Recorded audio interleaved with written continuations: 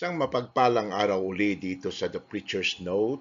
Nandito tayo po sa lesson number 2 ng What the New Versions or New Bibles Promotes. Okay? Yan pong pinag-aaralan po natin.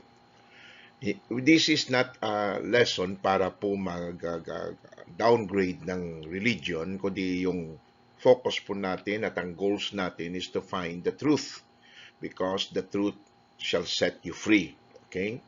So, tingnan niyo po itong King James Bible.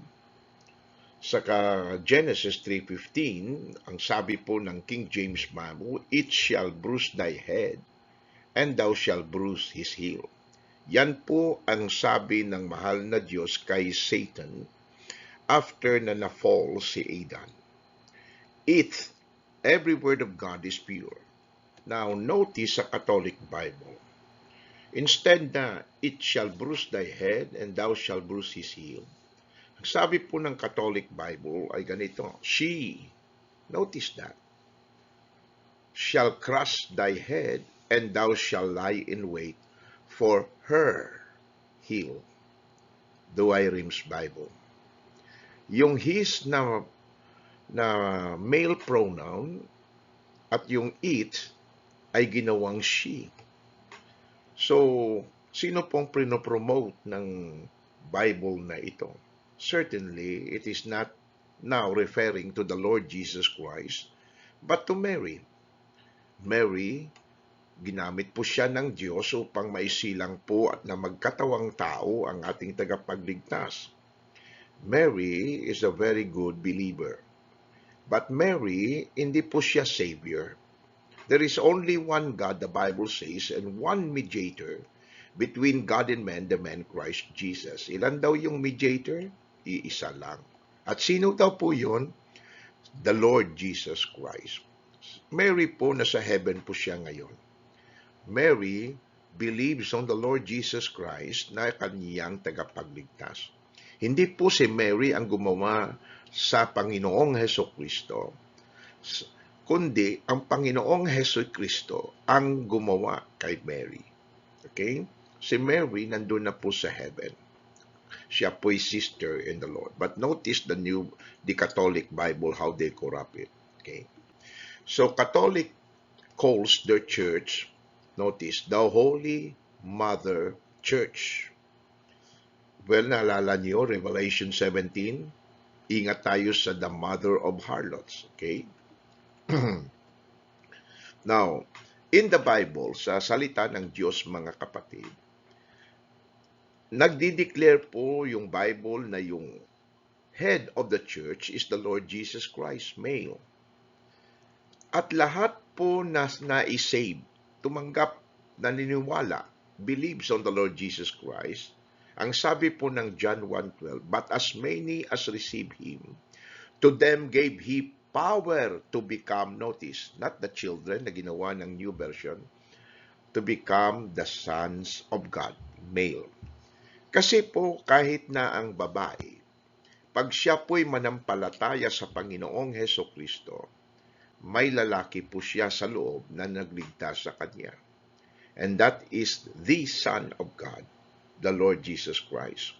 Kung kaya, John 1:12, hindi po sinabi na children, kundi son, na para bang binawaliwala daw yung female. Hindi. Ito po'y doctrinal statement ng King James Bible to prove na tama po ang King James Bible. Lahat ng mga babae na believers ay mayroong lalaki o male sa loob nila, and that is the Lord Jesus Christ. But as many as receive Him, that's the Lord Jesus Christ, male, to them gave He power to become the sons of God. Ay, iniba po yan ng New Version. Ginawa nilang children. No? Tinutulungan ni Kangha yung Panginoong Diyos. Okay. Now, notice, Ephesians 5:25, patungkol po sa church. "Husband, love your wives, even as Christ also loved the church and gave Himself for it." Tinawag ng Diyos ang church, it, not mother church. Tulad din, "It shall bruise thy head." Connected kay Lord Jesus Christ. Verse 26, "that He might sanctify, and cleanse it, sabi ng King James, with the washing of water by the word. Verse 27, that he might present it to himself a glorious church, not having spot or wrinkle. Di ba? Malinaw po ng church doctrinally ay ginamit ng Diyos diyan na pronoun is it. Okay. Now, NIV at saka ibang Bible, KJV sa kabila, instead na it, ang ginamit, her. Notice that. Makikita nyo naman sa PowerPoint, mga kapatid. So instead na it, tulad ng King James, ginawang her. Example ng NIV. Husband, love your wives just as Christ loved the church and gave himself up for her. See? New American Standard. Husband, love your wives just as Christ also loved the church and gave himself up for her. Ginawa talagang babae. Corruption yan. Alam niyo po yung sa Bible, yung female identity, it always refers to hell. Isaiah 5:14. Hell hath enlarged herself. At maayan pang mga verse, pwede nyo naman tingnan, mga kapatid. So ingat baka impyerno yung tinutukoy ninyo. Well, the virgin verb applied to pagans.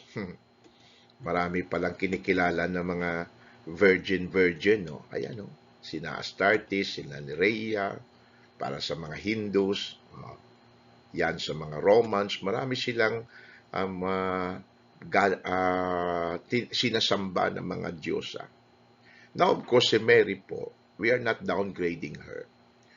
Iba po siya sa mga pagan goddesses na ito. Sabi nga, Mary is unique in all of these pagan goddesses. Kasi ang sabi po ng Luke 28, and the angel came in unto her and said, Hail thou, thou art highly favored. The Lord is with thee. Blessed art thou among women. Among women, blessed art thou. New version omits making Mary same with these goddesses. Luke 1:28 NIV. The angel went to her and said, Greetings, you who are highly favored, the Lord is with you. Notice that. Umiksi yung verse. Wala na yung pag-exalt kay Mary.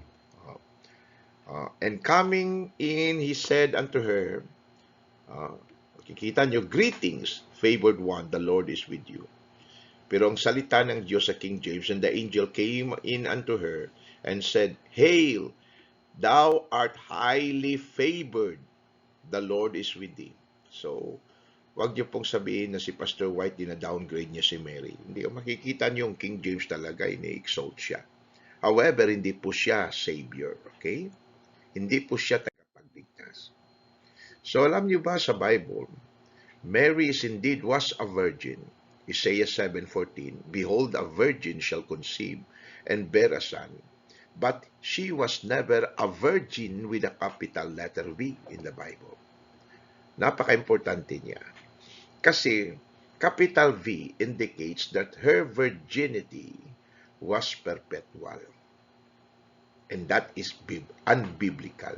Ayan po mga verses to prove na may anak si Mary at hindi po siya perpetually ever virgin. May anak po sila ni Joseph. Na-mention pa yung mga anak niya sa Mark chapter 6. In fact, isa sa kapatid sa flesh ni Jesus Christ kay Mary is James at saka si Jude. Turo lang kasi ng reliyon na si Mary ay ever virgin to promote her. Nakakalungkot mga kapatid. Kaya po, yung line na yon, inumit nila yung firstborn son sa Mateo 1:25 si Jesus Christ. Kasi pag sinabi mong firstborn si Jesus, may sumunod pa na anak si Mary. Okay, may the Lord bless us all. God bless. God bless.